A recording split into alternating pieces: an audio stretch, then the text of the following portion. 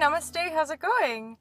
So today I want to talk about knowing, in as far as how we project knowing into facts and definitions and fixed understanding of reality. So just like there was a time that's documented in our perceived history that the people of Earth thought that the Earth was flat. Now, obviously, we know this isn't true. I feel like it's the same with regards to a lot of our systems and structures that some of us believe are true, fixed facts with regards to reality and how to create and experience reality. So I feel it's very important for us, if we're here on like a mission or purpose to create new systems and new models for living, to come away from thinking that there is any kind of fixed reality, because that's false. That's the reality that we're experiencing in this form is constantly fluctuating, and in fact it probably, on a health level, on a physical level, it probably does not do us any service to believe in fixed reality. So what came through today for me was that because our mind is ultimately creating the experience of this form and this reality, if our mind believes that something is fixed as truth, is fixed as solid fact reality, then our mind creates that. And that's why I think sometimes we find ourselves in repetitive, cyclical patterns, because we believe it's fixed. We believe that's how it is. And so we fix ourselves into that perceived truth or that perceived factual reality. When if we can soften the grip hold that our mind has on certain perceived facts, then our reality becomes a lot more fluctuating, a lot more malleable, and ultimately changeable, because we see the direct link between how our mind is perceiving reality and the reality that we're experiencing. So I'm really realizing that if we fix a fact in our mind, we're creating that fixation.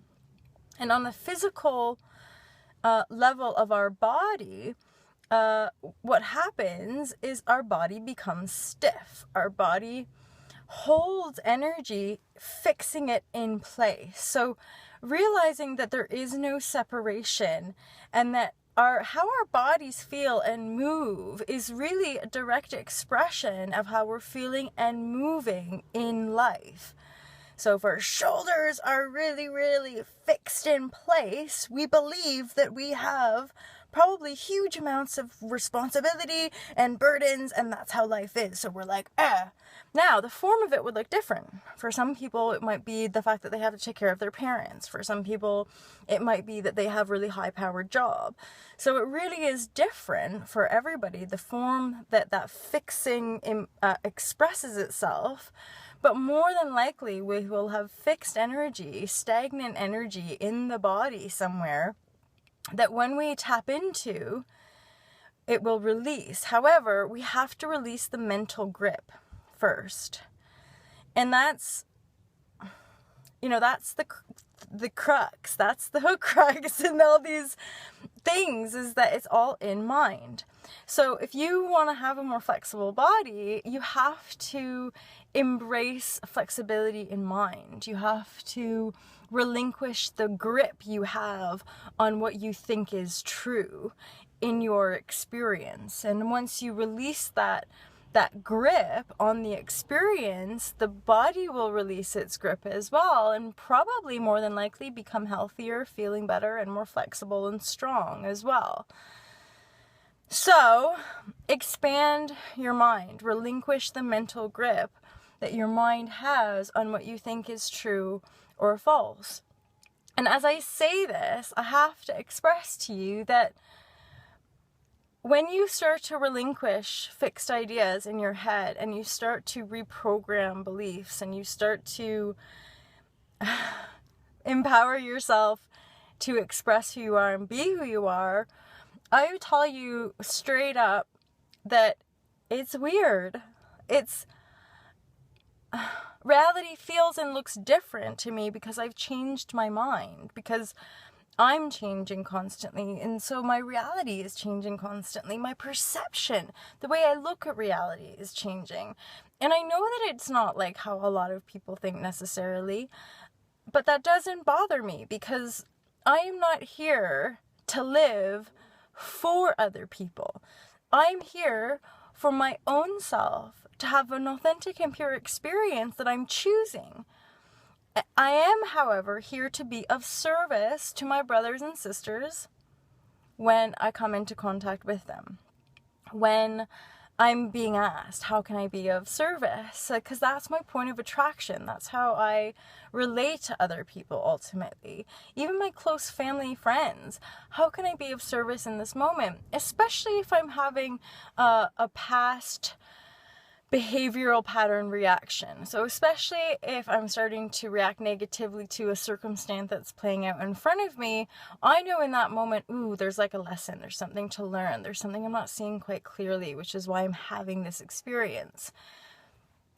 And it's so true that really it's changing our minds to impact change in our reality. I think a lot about dieting when I talk about stuff like this, because people yo-yo diet, people are constantly looking for the external answer. Like, what do I do? How do I change? How do I get skinny? How do I change my diet? And the truth that I've felt from within is that nothing is lasting until I change how I feel about myself. So if you don't feel good about yourself, you can try to change your diet, but it won't last. You can try to do more exercise, but it won't necessarily last. Unless you shift the foundation, which is you and how you feel about you, unless you shift that foundation, ultimately there will never be any lasting changes, because the foundation is what's creating the subconscious, the underworld, the spiritual world. That is what is creating the experience, the physical experience. So if you want the physical experience to shift and change, you have to look within. Just that simple, peeps. Otherwise, we're on a loop. We're simply on a loop. And I know that because I can see my own loops. I've seen loops that I've released because I've looked at them and shifted them.